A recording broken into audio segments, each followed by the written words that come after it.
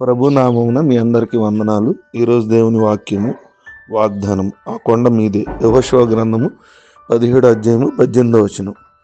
ప్రియమైన దేవుని బిడ్డలారా, ఉన్నతమైన ప్రదేశాల్లో మనకి ఎప్పుడూ కూడా చోటు ఉంటుంది. లోయ ప్రాంతాల్లో దేవుని బిడ్డలారా, దేవుని ఎరగని వారు బలహీనంగా ఉంటారు. దేవుని ఎరిగిన వారిని దేవుడు ఎత్తైన ప్రదేశాల్లోనూ కొండ ప్రాంతాల్లోనూ దేవుడు ఏర్పాటు చేస్తాడు.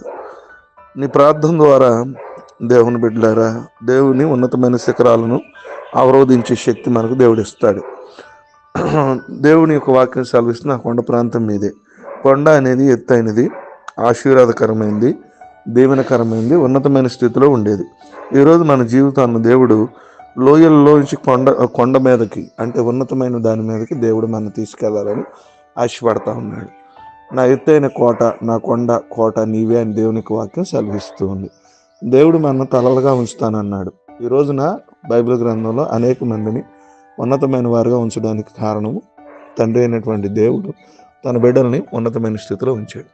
ఈరోజు ఆ కొండ మీదే, అంటే ఉన్నతమైనటువంటి స్థితిలో దేవుడు నిన్ను ఉంచాలని ఆశపడతా ఉన్నాడు.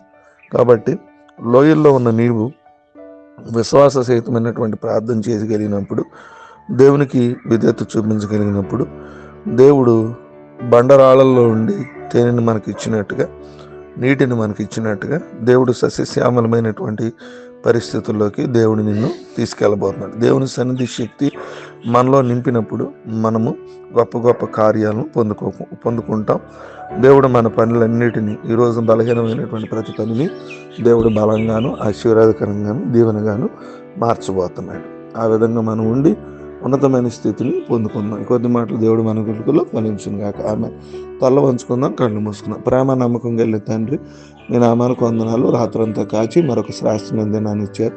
వేకునే లేచి మిమ్మల్ని ఆరాధించే ధన్యత, భాగ్యం మాకు ఇచ్చారు. ఈ దినము మా ప్రయాణాల్లో, మా పని పాటలు తోడుగుండండి. వాక్యానుసారంగా మేము జీవించేలాగున వాక్య ప్రకారం మీరు ఇచ్చిన వాగ్దానం ప్రకారం ఉన్నతమైన స్థితిలో మమ్మల్ని ఉంచండి. ఈరోజు వివాహ దినాలు, పుట్టినరోజులు, అనారోగ్యాలు, ఆర్థిక సమస్యలతో ఉన్న వారిని జ్ఞాపకం చేసుకోండి.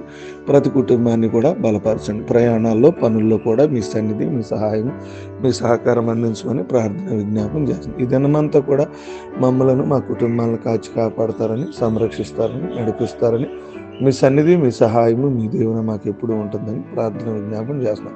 మమ్మలను, మా కుటుంబాలను మీ చేతులకు అప్పగిస్తూ ఉన్నప్పుడు మీ దేవులతో నింపి మీ మహాకృపలో జ్ఞాపకం చేసుకుని మీ ఆశీర్వాదాలు మాకు దయచేయమని, మీ సన్నిధి మాకు అనుగ్రహించమని, సమస్త మహిమ, ఘనత, ప్రభావాలు పొందుకోమని, మీ కృపతో ఈ మమ్మలను, మా కుటుంబాన్ని నడిపించమని యేసు నామమున నడిచిన తండ్రి. ఆమేన్.